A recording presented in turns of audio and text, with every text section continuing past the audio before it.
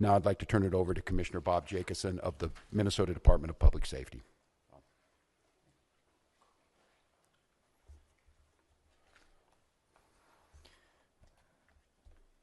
Thank you, Governor. As the Governor mentioned, my name is Bob Jacobson. It is my honor to serve as the Commissioner of the Minnesota Department of Public Safety. First of all, I want to acknowledge the reason that we are all here. The loss of life is not anything anyone would ever want. We fully expect that the community will want to peacefully demonstrate their anger or frustration. Minnesota residents and visitors have the right to peacefully demonstrate. We recognize that demonstrations are often driven by strong emotions, beliefs, and certainly a desire to be heard. Our role is to help ensure everyone can express themselves without anyone getting hurt. The Minnesota Department of Public Safety's role through the Minnesota State Patrol is to ensure safety, protect constitutional rights, keep roads accessible, and above all, to prevent harm. Our top priority is public safety. Our focus is keeping demonstrators, community members, drivers, and law enforcement safe, especially during moments of heightened tension or uncertainty. Demonstrations must remain safe and lawful, particularly around roadways.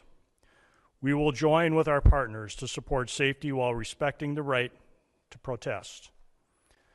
With that in mind, I'd like to share a few safe and lawful ways to demonstrate. Minnesotans can safely and legally express their views in many ways, including getting together peacefully with others in public spaces, marching or walking, not on roadways, making your voice heard through chants, speeches, and displaying signs, being present in public areas where pedestrians are allowed, gathering in designated or permitted areas, and these actions will allow people to express themselves while protecting the safety of everyone involved. Unsafe or illegal actions could result in fines or arrests. Certain behaviors create serious hazards that threaten public safety, disrupt emergency services, or put people at risk. These actions could result in fines or arrest. Demonstrating on or entering a freeway on foot, walking on highways, throwing objects, starting or setting fires, damaging property or graffiti, using illegal fireworks, displaying or using illegal weapons, reckless or dangerous driving, especially near pedestrians, and certainly assaultive, aggressive, or riotous behavior toward anyone. We all want definitive answers to what happened today. Our Bureau of Criminal Apprehension is working in conjunction with the FBI to investigate this morning's shooting.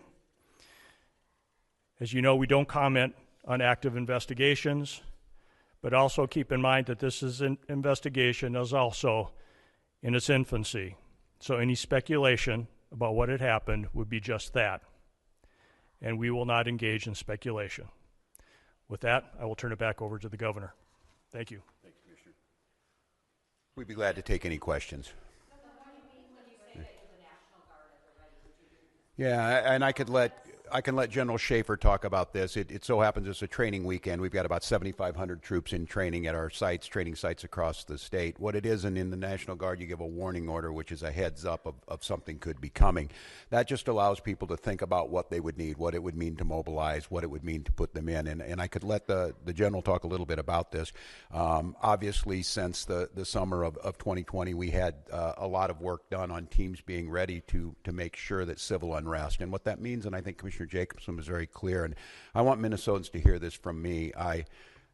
The desire to get out and protest and to speak up to this administration of how wrong this is, that is a patriotic duty at this point in time, but it needs to be done safely. And I think the Commissioner simply just laid out some of those parameters. We can do that. This is the peaceful resistance that we need. Simon, you want to say a few things about what that means to have them on the ready? Yes, sir. Thank you, Governor.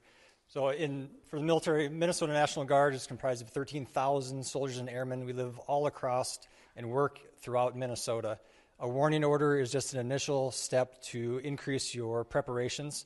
The Minnesota Guard is always prepared to respond and